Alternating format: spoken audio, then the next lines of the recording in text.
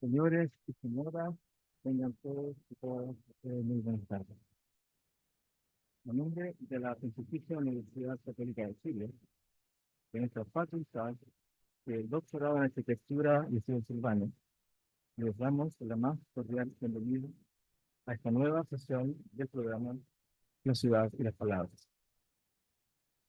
Hoy, en conjunto con la editorial Un Random House Chile, tenemos el honor de recibir al gran escritor Abdulrazak Gurnah, Premio Nobel de Literatura del año 2021.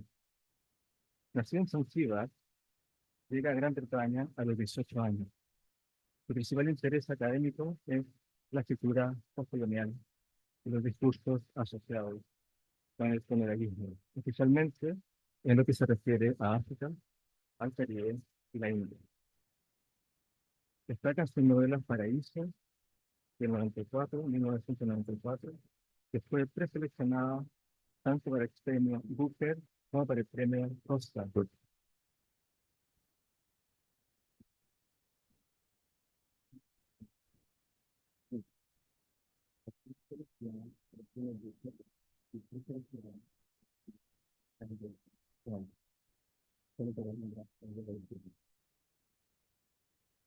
lo tanto,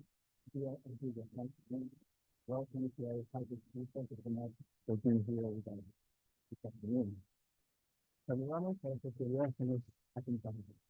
Al respecto de la Constitución de la Universidad Católica de Chile, donde como la Facultad de Arquitectura, Diseño y Ciencias Urbanas, la Divina, de la Divina. La Primera Nacional de Arquitectura, profesor Fernando Pérez, como dice, ya entrevistará el primer año. Y la directora del gobierno, tengo un gran deseo y el general de la ministra. Queremos agradecer muy especialmente a las empresas que nos apoyan permanentemente en este programa. Nosotros que nos curen, también propuestas y de ayuda que propuestas. Creo que se puede ser una primera historia. Pienso, proyectos de gusto, de cooperación y de vida. También agradecemos a todos los que nos ayudaron, estos aliados de la acción de prensa, y esta experiencia, el día por esta carga, y por la cultura de cultura en la ciudad. Que representan a la pero el gobierno que alguien cambia. También quisiera agradecer y necesario al equipo del programa, al grupo de la donde van a hacer el tiempo. A continuación, le doy la palabra a el profesor de la Constitución para todo el Chile.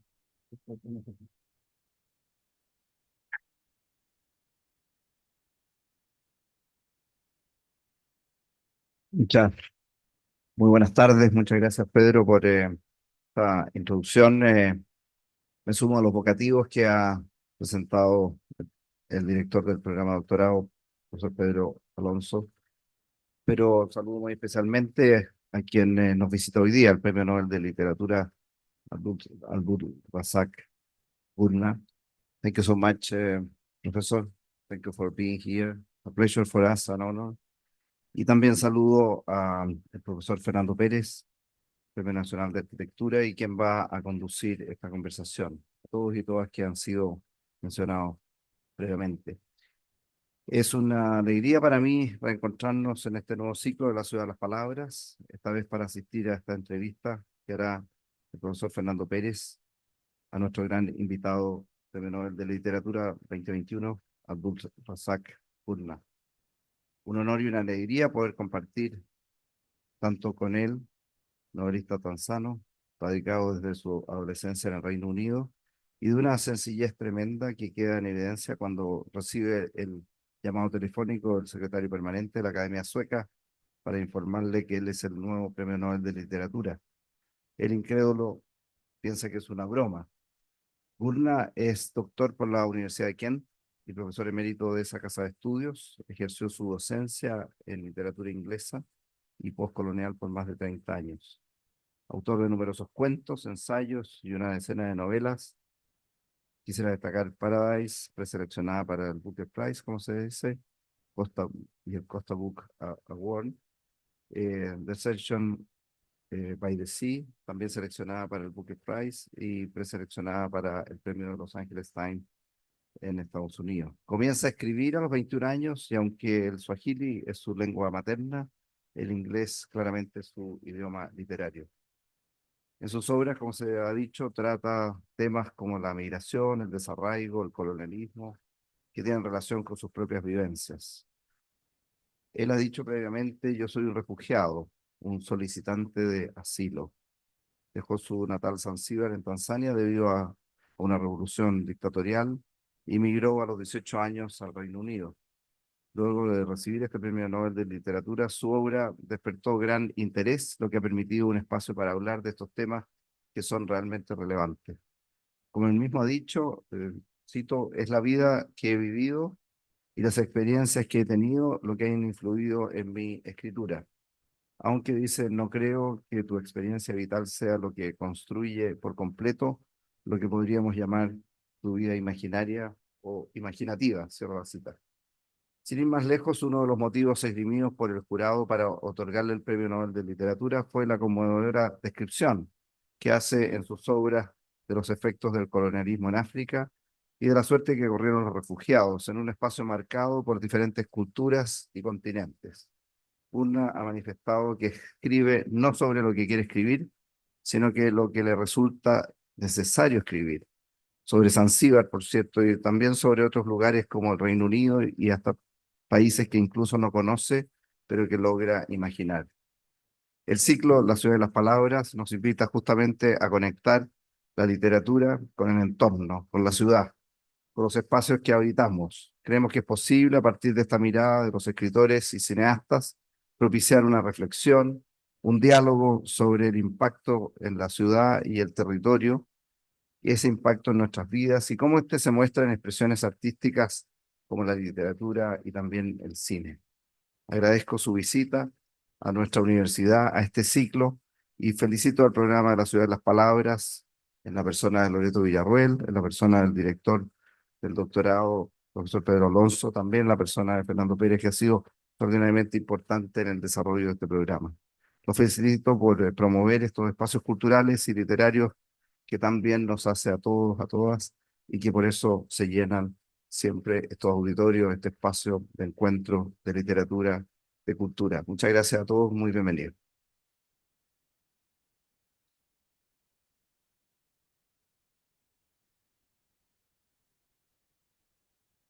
Muchas gracias, rector. Ahora daremos paso a la entrevista. Quisiéramos comentar, sin embargo, que al final de ella, el premio Nobel firmará un libro por persona y les pedimos que no habrán dedicatorias, ni fotos, ni videos. Muchas gracias, Fernando. Le doy la palabra. Bien, muchas gracias, Pedro. Abdulrazak, thank you so much for the generosity of accepting this invitation to such a distant place. I don't need to highlight the honor to have you here and the honor to share this table with you. I think that you are the main character now. We are looking forward to hear you. And I'm sure that your presence will enrich not only our understanding of your work, but also our view of this complex world we are experiencing at the moment, including territories and cities, which is our main concern in the program La Ciudad y las Palabras. So I would like to begin this conversation asking you about the way you were able to build what I would call a literary and personal perspective that one perceives in your writings. Well, we also heard you were born in Zanzibar, an island in the East Africa, but then moved very young to England to study there. And after being awarded a PhD, I understand that you were teaching briefly in Nigeria and finally settled in England to work in the University of Kent.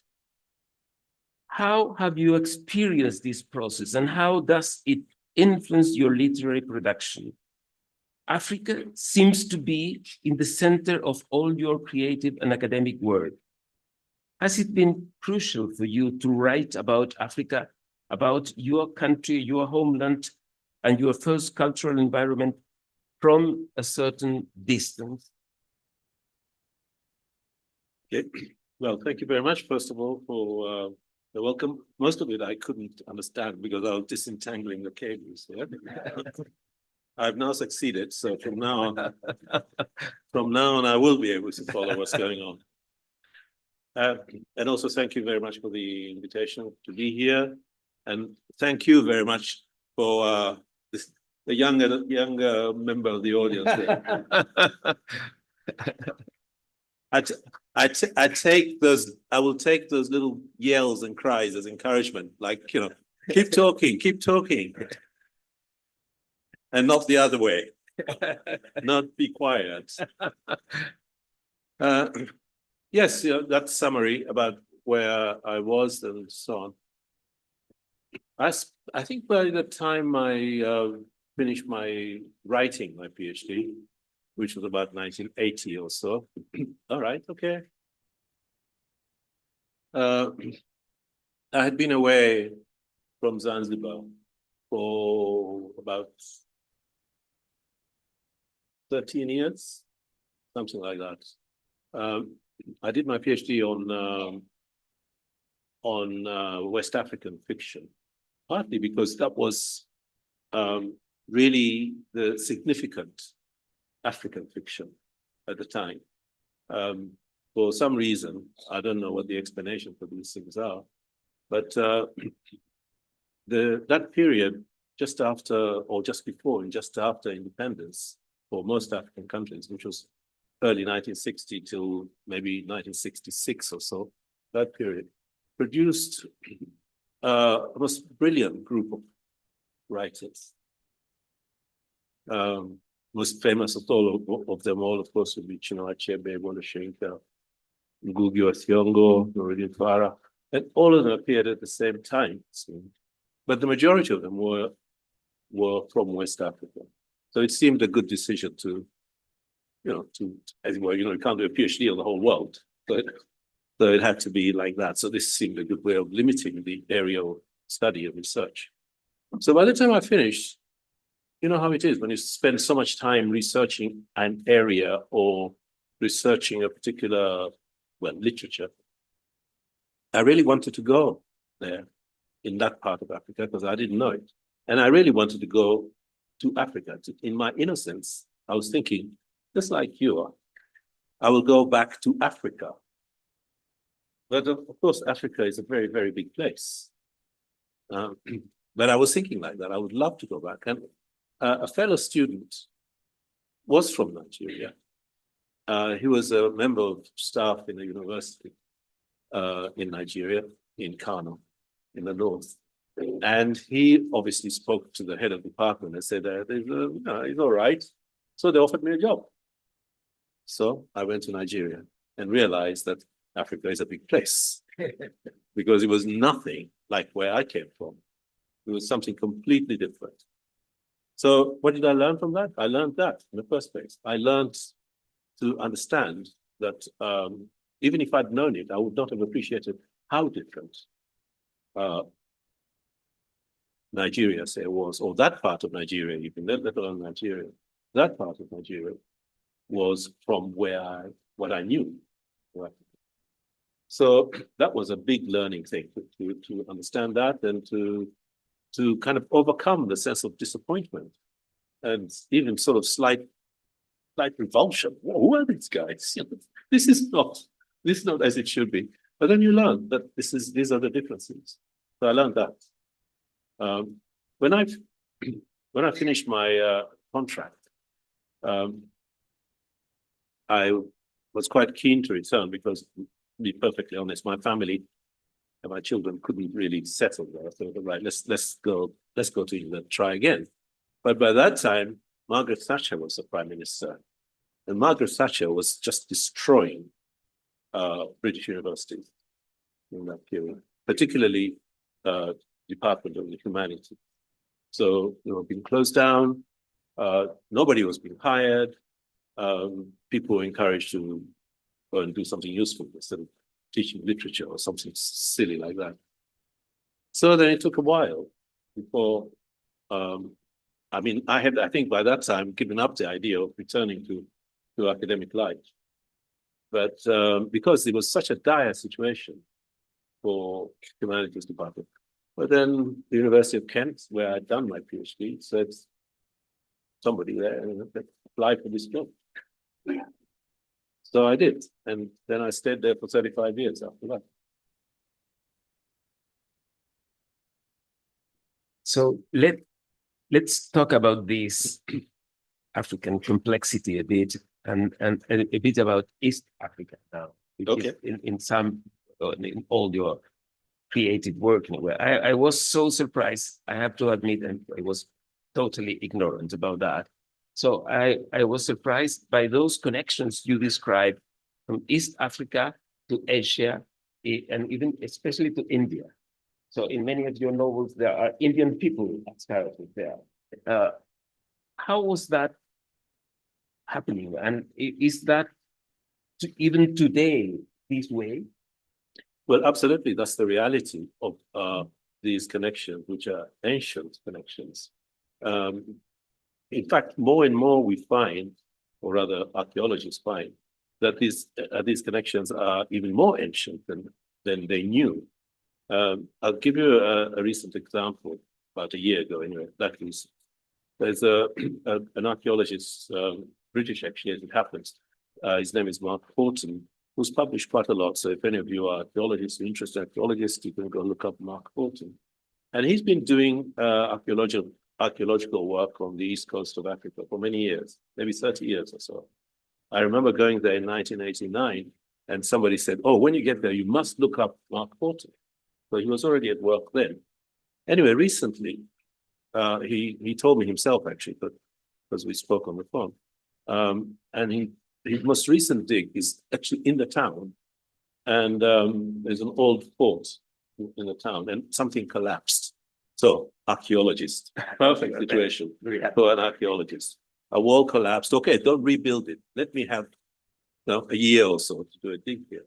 So they've been doing a dig there, and they're now where they've reached now. They've found objects which are probably, they think, from the analysis that we can do on the ceramics that they found there, they think that these objects are probably around the 6th century BC. Sorry, the Christian era, bigger part, 6th century Christian era. And they haven't got to the end of the dig, but so about 600, shall we say, in the Christian era. And they can identify that I don't know if there are any archaeologists here, but apparently these days they can do analysis of such precision with ceramics that they can identify not only the material, they can actually identify designs to the extent that they can say, this design comes from Shiraz, because that's where, or even further than that, this design comes from a workshop in Shiraz. And indeed, that's what they found. Some of these objects were coming from places like Thailand, from Iran, from India for sure, etc. And the idea that these connections go back that far is something that is new, because very often the narrative of that part of the world is kind of introduced, at least in Western historical narratives, as then the Portuguese rounded the Cape of Good Hope and entered the Indian Ocean. But of course, that was the 16th century. That was 1,000 years after these objects have been found. So there is a long tradition. In fact, interestingly enough, Vasco da Gama, the Portuguese navigator, when he came round the Cape, which was around about Christmas, I think, in 1500, or maybe 1501, something like that, I can't remember exactly. He arrived in the Indian Ocean at the wrong time of year, because the currents in the Indian Ocean go north, east, northwest and southeast. So he arrived at the wrong time of year. He arrived when the winds and the currents were blowing against him. But he didn't know that because he and his sailors didn't know anything about that ocean. And they kind of struggled up the coast and got as far as a town called Malindi, which is just north of Mombasa. In the meantime, they destroyed and burnt various towns along the way because they believed that because people looked like they were Muslims, or rather they had buildings that looked like mosques, they said the Moors must have got here. And so the Moors are our enemies. So destroy the town, burn the town, etc. Anyway, eventually they got to this place called Malindi, still struggling. And there they found an Indian sailor who said, yeah, I can take you to India. I know how to do it. You're here at the wrong time, but wait another month and then I'll take you to India. So the Indians are already there, in other words, long before the Portuguese. Okay, thank you. Well, another thing is that you describe very vividly, I would say, your homeland or this area of East Africa. And so your narrative could be considered very sort of localized in a way. But at the same time, what struck me is the way you showed that the whole world, in a way, was happening there at the same time. So, because let's say World War One was happening there, and English soldiers were, opposing German soldiers, and all that was happening there. So there was a connection with the world. So it's localized, but in a way, let's say, use perhaps the wrong word, it's globalized at the same time. Everything is happening at the same time in a small village and reflecting or something that happens in long distances. Mm-hmm. Sure. That as well as, that is an episode. This is an episode which is the subject, if you like, of my novel Afterlife. The conflict, 1914-18. And one of the so-called theaters of that war was East Africa, which is kind of marginalized in the story, if you like, of that war. It's not an important event. It's a kind of small war. But in fact, it actually was not small in terms of casualties. And the casualties were not soldiers. The casualties were civilians who died in the hundreds of thousands. But anyway, but there is another way in which I think, were part of the world. I sometimes say that the world came to us because Zanzibar is a tiny island. You can drive from one end of it to the other in one afternoon. But there we were, this little island. But the world, because of these currents and winds and these traditions, the world was coming to us every year from about November till March. And then March, they turn around and go away and then come again. So people were coming from Iran, from India, from Saudi Arabia, from Somalia, etc. So it was always, I think, the case. Certainly, it was the case for me as a child. I was always aware of being part of a big world. I did not think we were a small island on the edge of the continent. I thought we were part of all of this. We knew the stories. We see the people. We see how they dress. We see what they eat. Their songs, etc. Didn't always understand what they were singing because they're speaking different language. But that sense of being part of big world, and I think of it as part of a kind of a cosmopolitan web, which is nothing to do with the West, which is nothing to do with England or Germany or whatever. Of course, they arrived later at the end of the 19th century, but by then, this is a long-running web of interactions. So yeah, in a way, a small place, but the world is happening there in its detail. But there is another sense of the world, which is also already there, and the engagement with that, in terms of those stories, in terms of knowledge, religion, etc. was profound, I think, and it's something that continues. Well, thank you. I think also that landscape and the physical environment appears very strongly in your literature, in your narrative. And I was especially touched by the role houses play in your story. Oh, Houses. So you describe them, their social and family and personal role. Houses sometimes are disputed and some very so. On the other extreme, there is, for instance, the sea, by the sea, and the presence of the sea, perhaps at Zanzibar and an island, the presence of the sea. So do you think that those buildings and those landscapes are in a way part of your stories, are characters in your story, or at least they integrate them very strongly? Yeah, I mean, I love interiors. I love writing about interiors. Yeah. Not only because they're interiors, but because, well, I suppose because where life goes on, particularly women's lives. So, like in Paradise, for example, the way that the young man Yusuf is called into the house to see the woman, and they try and describe that that space or the shop, describing or the garden. I quite enjoy doing that, and I think also because they signify much more than simply a space.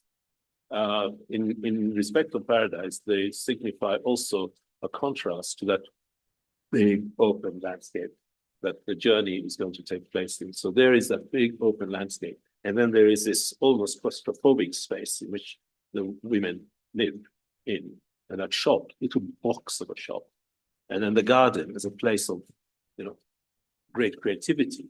There's the gardener doing this wonderful thing. So yeah, spaces I like.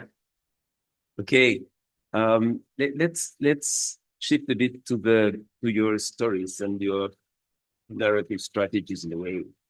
Going to characters, it seems to me that appearing, moving, disappearing, losing people sometimes, recovering them, encountering them again, sometimes in new places, happened constantly in your stories.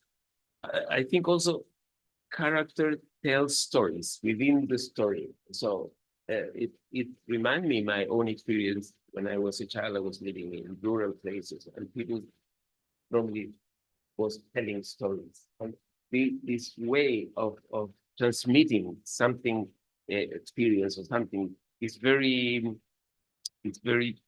present in all your narrative. But I think that many of your characters, or the main of them, are strangers in their own places. So sometimes they arrive to a strange place. Sometimes they return to a place that seems to be strange. So this is part of your experience of moving from Zanzibar to England or to Nigeria, or even do you think that this is kind of a feature of contemporary world, to be a stranger in the world? Yeah, well, I would put it slightly differently. I would say many of my characters journey, travel, go to places, either for work, sailors, or somebody who stowed away, or somebody who's gone to study, or whatever. Or in the case of Hamza in Afterlives, somebody who returns after war to a town he knew. So it's a little bit like rediscovery, or somehow rethinking your life in a place that you perhaps knew but didn't really know fully or properly, something like that.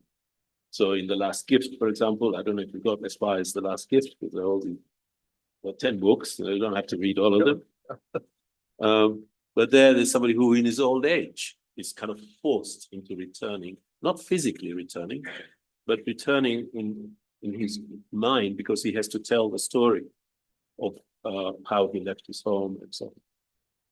So I don't know whether it's to do with my experience, or if it's to say that something like, but getting to know, traveling and getting to know a place is part of retrieving yourself, part of coming back to something that had been maybe almost lost, but not quite.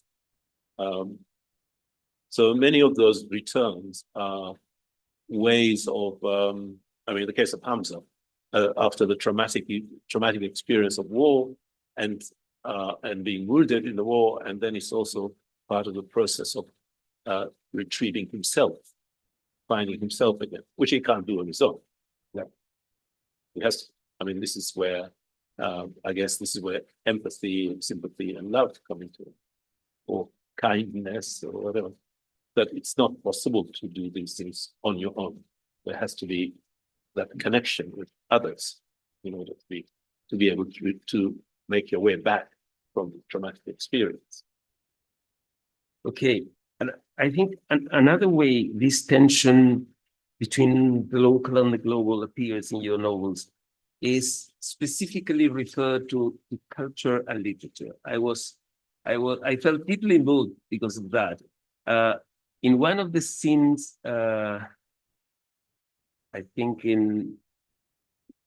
I'm not sure if Afterlives, could be that one of the characters is hurt in his foot and is healed by the mother of a friend. So and then you refer that to the Odyssey. You know, by the sea. Yeah, by the sea, sorry.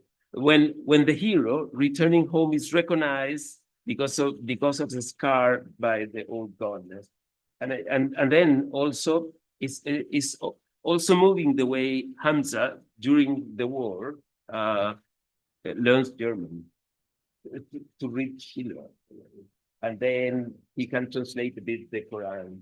And so this connection of very localized different languages across history, across. I found it very, very amazing and very moving. Good. I'm glad you enjoyed that. I enjoyed it too. But in By the Sea, I had two things in mind really in that episode. The first one is that the woman who was the mother, that he receives, Not the friend exactly. Yeah, it's the mother of the friend who receives her story is deliberately to evoke those of you who know the novel, but in any case, the mother had been a settler in Kenya. And then when the first war is, 1914-18, one of the things that happened is that because across the border from Kenya was Deutsche Ostafrika, which was a German colony. And so there were the Germans here and the British there. And the Germans who were settlers in Kenya were interned as enemies by the British administration. And those, because they thought of each other as civilized, rather than the lot they were ruling who were not civilized, because they thought of each other as civilized, they treated each other differently. So the British administration told those detained Germans, you got two options. One is you stay in detention, the other is you leave. So many of them left, returned to Germany, or went across the border to what was Deutsche Ostafrika. The woman, the mother, says, or when she tells her story, or when her son tells her story, is that she was one of those who left and returned to Germany, Germany.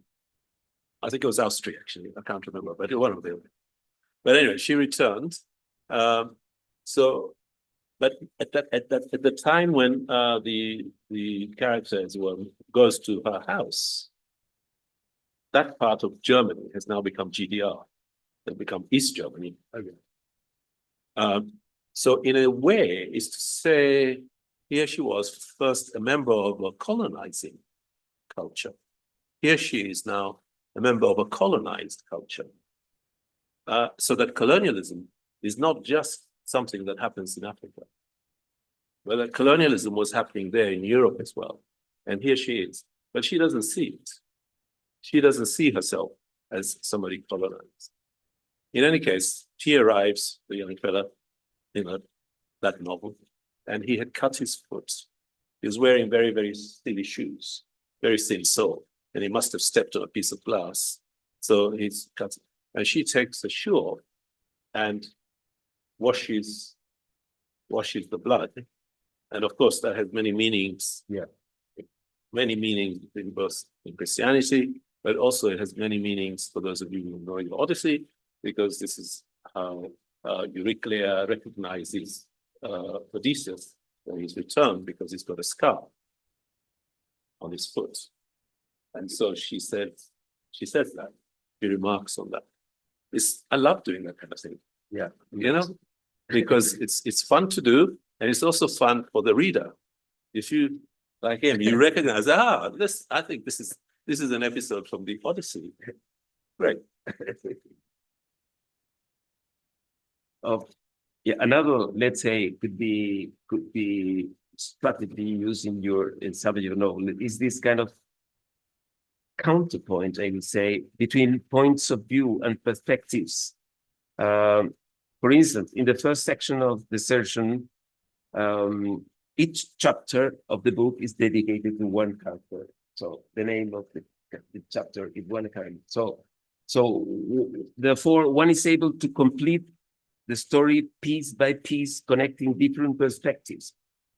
Could be that a certain conviction about truth in a way. So you build truth in a way from different perspectives, with the help of dialogue and different views. Mm-hmm. Sure. Yeah, I mean, it was just one of the ways in which that could be done, which is to say, give space to this one so we understand, because then you can do a kind of interior work as well. You can say you can have access to the mind of this person if you want, because the chapter is devoted to this person, and even what is going on is seen from the point of view, to some extent, of this person, not entirely, but to some extent. So it allows a multiple perspective, which is quite interesting. So, and also the role of languages. Well, I mentioned then learning German or other things. The role of languages is also very important, and you deliberately avoided translating certain terms, I think from Swahili could be, and which I understand is your first language also.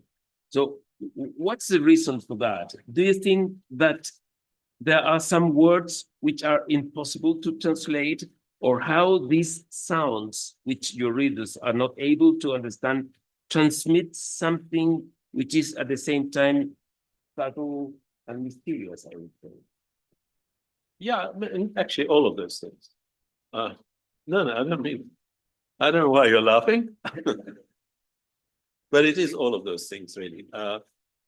In the first instance,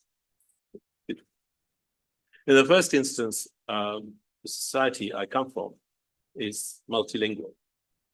Several languages being spoken in our town. Arabic, Swahili, might be Hindi, might have English, might even be something else as well, Chinese or whatever. So in the first instance is to say that people did hear snatches. They didn't speak other languages, or some people did, and they might speak Swahili and Arabic or Hindi and Swahili or something like that. But most people probably didn't. But there were words. You could hear certain words were circulating.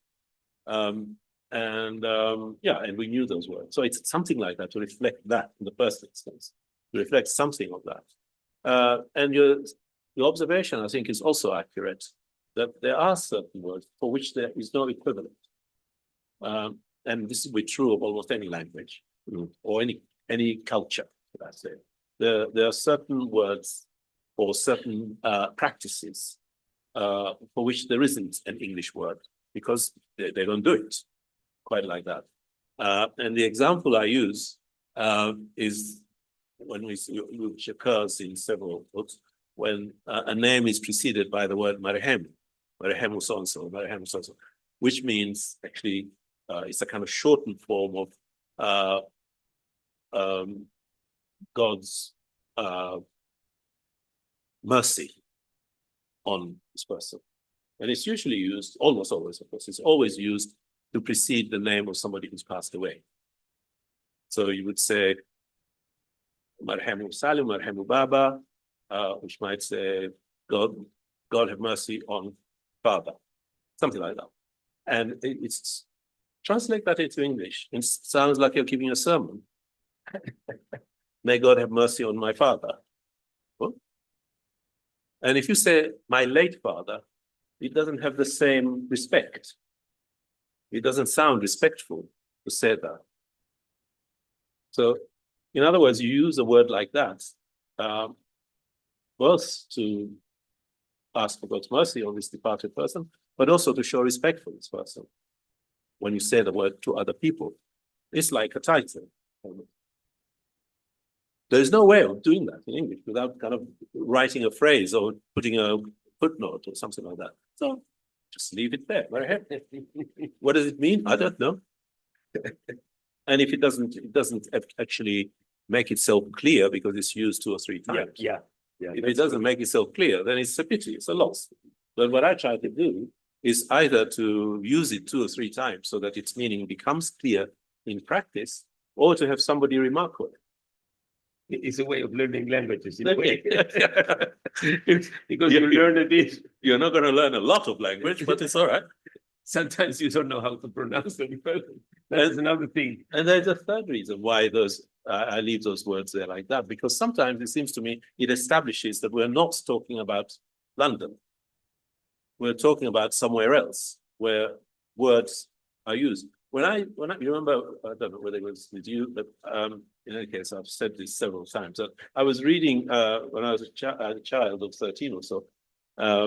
I didn't think I was a child, by the way, when I was 13, but I was a child of 13. And I read, without complete comprehension, I read Anna Karenina. And that's the first time, I didn't understand all of it, but anyway, I read it. But that's the first time I came across the word samovar. And I thought, what's that? What is samovar? And of course I guessed what it was, but it's the first time I came across that word. And I know exactly what it is now because we have the same bloody thing ourselves. So I should have known, but it wasn't explained. It's just there. So I think if they can do it, I can do it too. Okay. I understand that you grew up within an kind of Islamic environment, Islamic culture. And this also appears very vividly and portrays in your novel. I got again surprised, and perhaps it's again my ignorance, by the way you describe how religious culture permeates daily life. This happens not only with marriages or gender relationships. You refer to women meeting, for instance, these kind of things. But also even in the structure of the daily life, for instance, something happens before the morning prayer or after the midday prayer, so this kind of thing. And also I enjoy the way you describe that historically Muslim culture is the story of family conflict. It is very surprising for me. What is the role of this early, let's say, education or culture in Africa, and how it permeates in a way your work? Let me take that last point about the story of Muslim cultures, the story of family conflict. It's amazing. Okay, I'm sure many of you will have heard of periods of Islamic culture, society referred to as the Umayyad period or the Abbasid period, and so on. Those are family. Those are family names. So in that sense, the battles, as it were, of all those powerful, typical dynasties is what I mean there by the story of Islamic culture, is the story of family quarrels. So that's a simple one. I mean, a lot of the day is structured around prayer, which is not to say that people go to the mosque, or go to prayer, or whatever. Understand that? So because there are 5 prayers, so long. Oh, there's a story there, like, which I tell in all of the books on Miraj, how the Prophet, one of the most important festivals in the Islamic calendar is the Miraj. And the story, we love the story as children. And the story of the Miraj is that the Prophet was asleep in Mecca.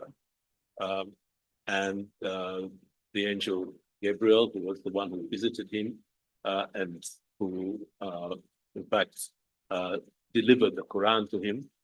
But in any case, on this occasion, he told him that he had been summoned. And there was a horse waiting for him. His name was, the name of the horse was Gurnah. And Gurnah was a special horse, miraculous horse, so that within hours, he was able to take Prophet from Mecca to Jerusalem. And from Jerusalem, he ascended to God. He didn't actually see God, because you can't see God, but he approached what's called the lot tree. There's a tree which kind of signifies God up there somewhere. And on the way up, he met the various prophets. And they said, "Where are you going?" "I'm going to meet God." Okay, you know what he's going to tell you? He's going to tell you how many prayers you have to do. Okay, right. So Moses said, "Good luck." He went up there and God said to him, 50 prayers. Well, tell your people I want them to pray 50 times a day. And Muhammad, being a novice in this business, said, "Yeah, okay." So he went down again. On the way, he met Moses again, and he said, "How many?" And the Prophet said, 50. He said, "No, go back." Go back. You can't do 50. So he went back. And so eventually they reached the deal, the 5 prayers. So that's the 5 prayers. Anyway, the 5 prayers is what punctuate the day. People know this. Most people don't wake up for the dawn prayers. You may remember the opening of desertion is the call to prayer for the dawn. Most people don't wake up for the dawn prayers. Usually, except actually, it's the elderly people who can't sleep, who are the ones who are awake for the dawn prayers. Al-Dhuhri, which is the noon prayer, often figures as the time when work stops for the morning. And a lot of people would go home, then have lunch, maybe have a nap or something like that. The afternoon prayer, which is about 4 o'clock, is people would wake up, have a shower, and go out, whether it's to go back to work, or whether to go for a stroll, or to go visit their friends or family, or something like that. The evening prayer is when people return home. And of course, the final prayer, which is 8 o'clock, you say your prayers after you pray your stuff up, and then you go to bed. So the prayers actually, even if you don't do them, actually kind of mark the passage of the day in this way. And in another way, religion, I believe, and I think it's the same for Christianity, I think it's the same for Hinduism, at least those, and maybe others as well. Religion is not just about practicing religion. It's about all the stories that are part of the religion. And they are, I think, a worldview. They are how you look at the world, how you explain the world, what is moral and what is not moral, what is appropriate and what is not, how is it made, what should you eat, etc. So it's, I mean, you may think you live in a secular society, but actually much of what you do is actually a continuation of practices that derive from Christianity. Well, that's true. And you also mentioned festivals. And I remember a phrase, I think, in the session could be where this aunt called Mariam, something like that, say, he came back for these, and these feasts in the year. So they were also marking the. Yeah. I mean, people of my mother's generation who were not, my mother did not go to school. She was not, couldn't write or anything like that. They would say something like, a famous scholar visited from whatever, Egypt or whatever. What year was that? They might be talking to each other. What year was that when so-and-so visited? And the year or the, the time will be measured by an event. It was that year when so-and-so got married, or it was that year when, there was a storm, or, so it's not just religion, but it's, how the world is understood and measured and remembered. It's also to do with these sorts of events, and religion is part of that. A bit connected to that culture, so and the conflicts of that culture. Academically, I think you have been very interested in mainly in African writers. Be West Africa, East Africa, whatsoever. Oh, that was the beginning. I'm now interested in all of Africa. Yeah. Okay, that's true. But you have written even Salman Rushdie companion. Why are you so interested in Salman Rushdie's work? Well, at the time, I was teaching Salman Rushdie's work at the time, and many of us were studying his work. I think I had a couple of PhD students who were working on Salman Rushdie's work. This was around about 2006, I think. So after the fatwa.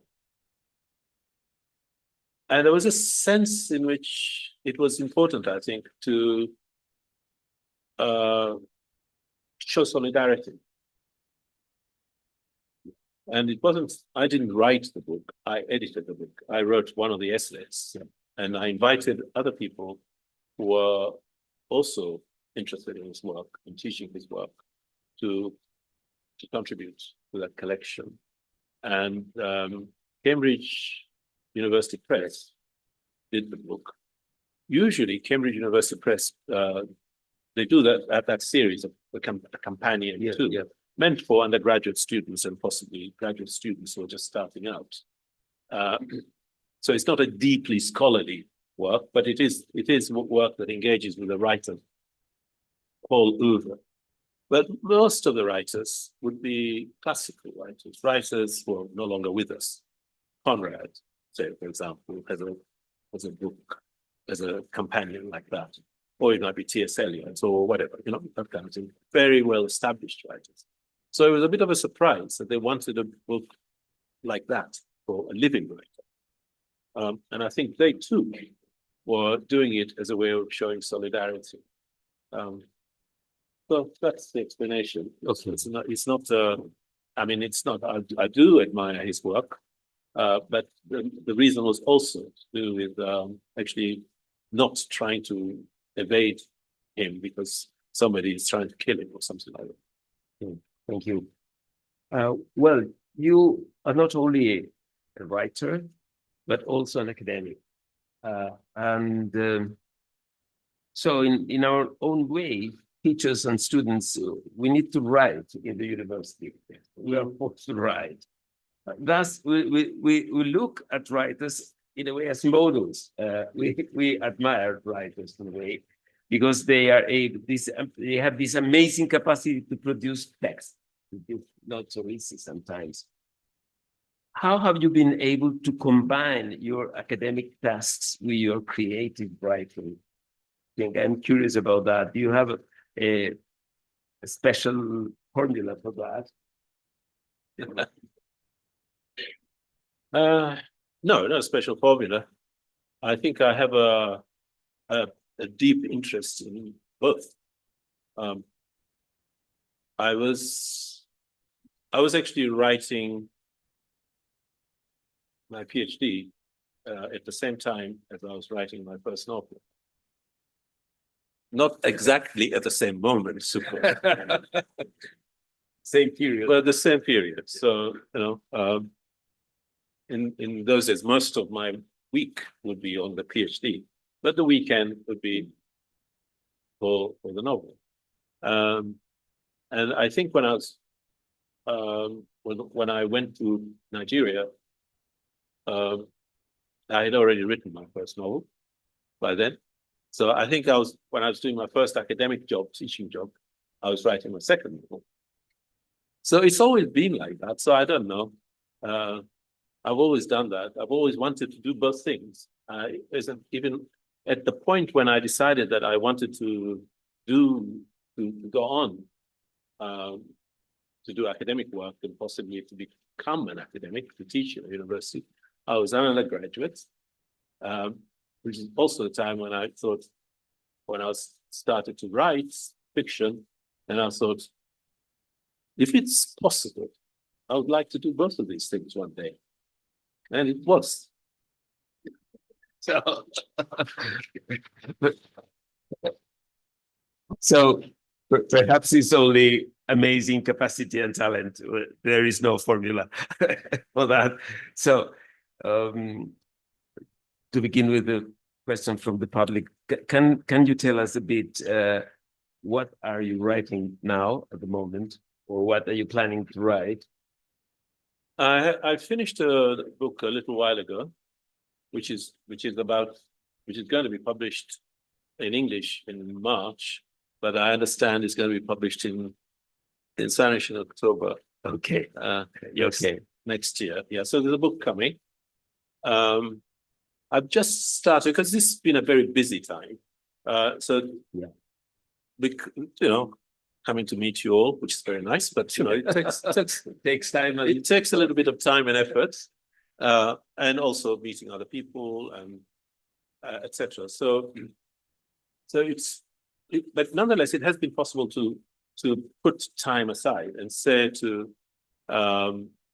agents and publishers and whatever, no, I'm not doing anything between March and September or something like that. I'm going to do my own work. I'm not speaking to anybody, apart from Denise. Hope so. And one or two other people. So it was possible to do that, to work. So I'm just beginning now, because I find when I finish writing a book and it's going through the process, the preparation process, which takes quite a while, both the editorial process and also the preparation for the production of the book. The emails keep coming in like that. I find it very hard to move on to the next work, to actually do the writing. I can make notes, I can think, of course, and that kind of thing. But it's very difficult I find difficult to actually concentrate on this new work when that other one is still rumbling about all over the place. But I think now I'm just beginning to get something together for the next one after that. Okay, we look forward to that. All right. Okay. Tenemos un momento para 2 o 3 preguntas. Nos hemos excedido un poquito. Les pediría, si alguien quiere hacerlas, que fueran particularmente breves y precisos en las preguntas. Si hay un micrófono, hay un... Hi. Oh, okay, sorry. I wanted to know how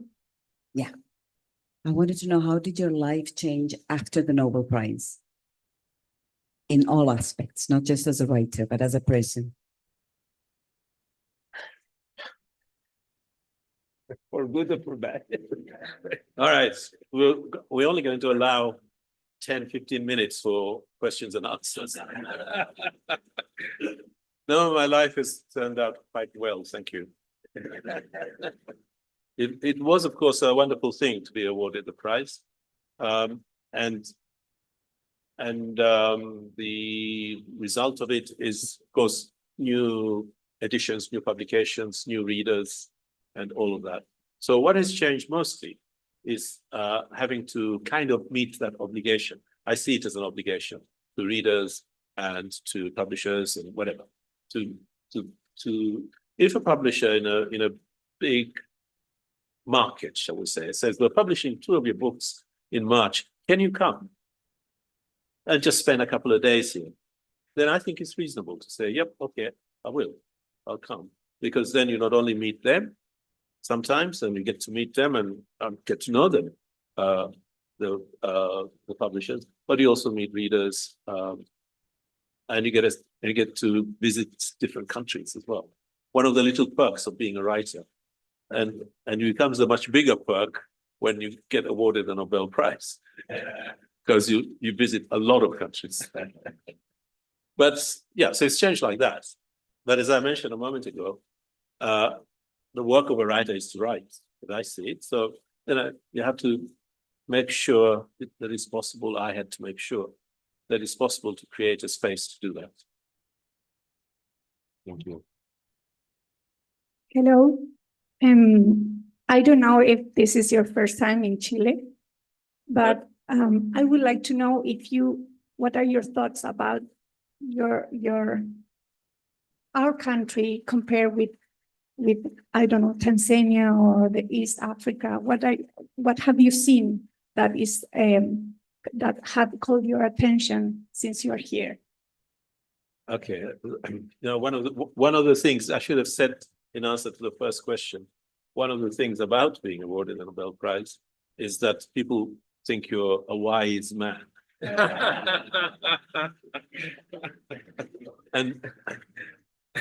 and they ask your opinion about everything. I wish I could answer that question as an expert, but I've only been here for hardly 24 hours. And what I've seen, I've admired, but I've only seen the hotel and the restaurant or something like that.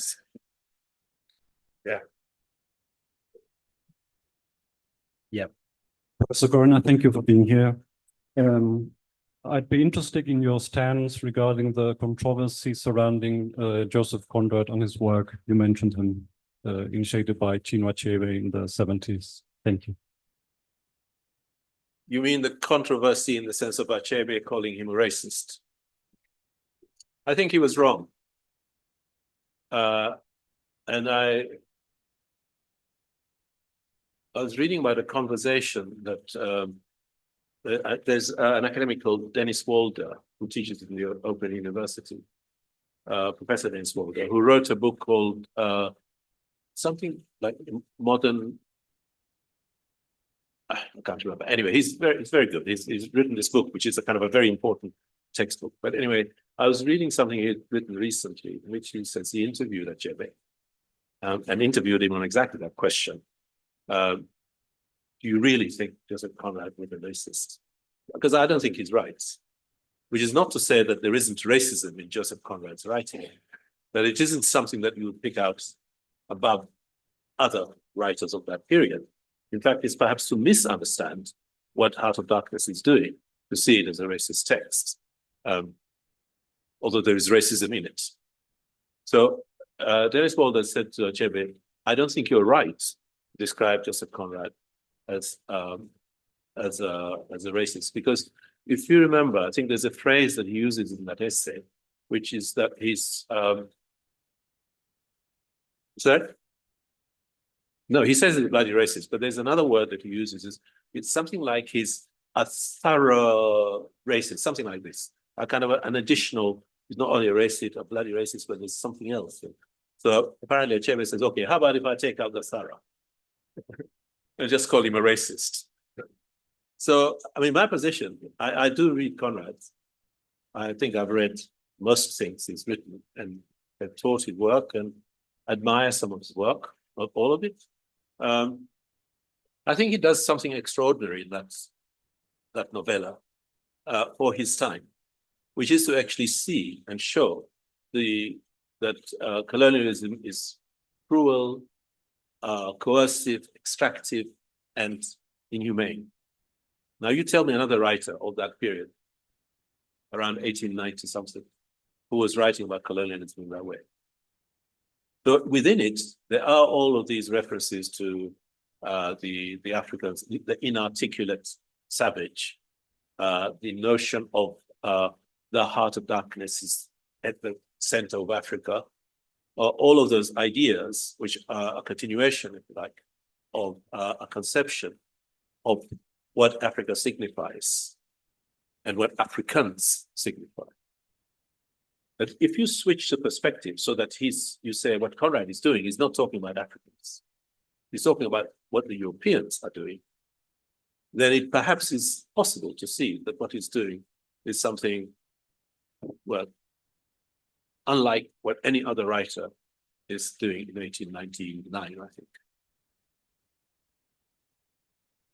Okay. Oh, Here. one more. Una más. Yeah. Thank you so much for being here. I have So the here. Who's that? Who's speaking? Okay. Here. Uh-huh. My question is about what do you think about this proposal of Ngugi wa Thiong'o when he says the abolition of the English department? Uh-huh. What do you think about that, of that moment in Africa? The I know that- abolition of the English department. Yes, You mean in Nairobi, University of Nairobi? yes. Well, that's what he thinks, but I don't see why you have to abolish any department. If in his case, it was to liberate himself and perhaps others, but primarily to liberate himself from writing in English. Well, nobody was forcing him. I mean, there is no obligation to write anyway. And there is no obligation to write in any particular language, despite what a nationalist might say. There's no obligation. You write because you want to. So if he wants to write in Kikuyu, fine. If I want to write in English, it's my business. Why abolish the department? Leave it. I have a department with Kikuyu as well. That would be how I would think of it.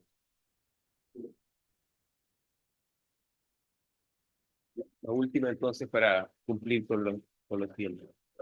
No, you have the microphone over there. Thank you.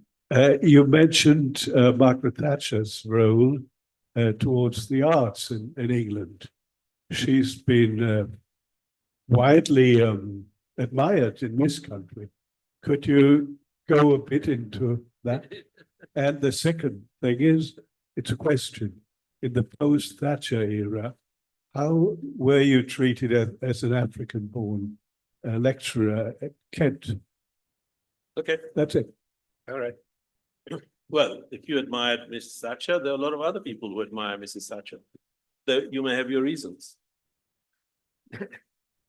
But many of those who did not agree, I mean, Mrs. Thatcher and her government, not only her own, did many things which I think to somebody who's interested in social welfare, say, would think they were unnecessarily brutal, let alone what she did to universities and the humanities department. I'm thinking of the sell-off, for example, of the railways, the council houses, all the ways in which a welfare-aware society worked. And it led to a great deal of distress, as well as it led to a kind of mentality that was mercantile in a way, that was saying what really matters is making money. That's the society. One of the most famous things that she said when people said, but you're destroying things, the social scientists would say, you're turning this society into a pauper society. And she replied by saying, there's no such thing as society. So her way of thinking was the thing that matters is a strong economy. That's the thing that matters. Well, it isn't in many people's view. The other things are what makes a society more human in a way, or more humane. And those considerations seem to her and her government to be minor considerations. But as I say, if you admire her, no, okay. But if people admire her, and they do. I mean, there is a very powerful body of people in the UK who remember her very fondly with great admiration. But not everybody does. And what's the second part of the question? At Kent. Yeah, no, I was okay. I mean, but it's difficult because sometimes you have these encounters with people and you think, is it because he doesn't like me? Or is it because of some other reason or something like that? But there's nothing exceptional. I wasn't denied opportunities or anything like that. Well, Zach, very many thanks for this wonderful opportunity. So Thank you. Thank you.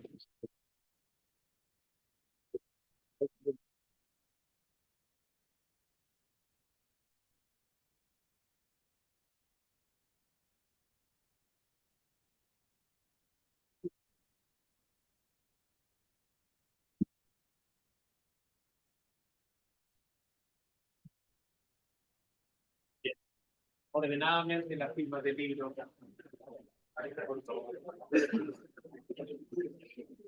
A mí,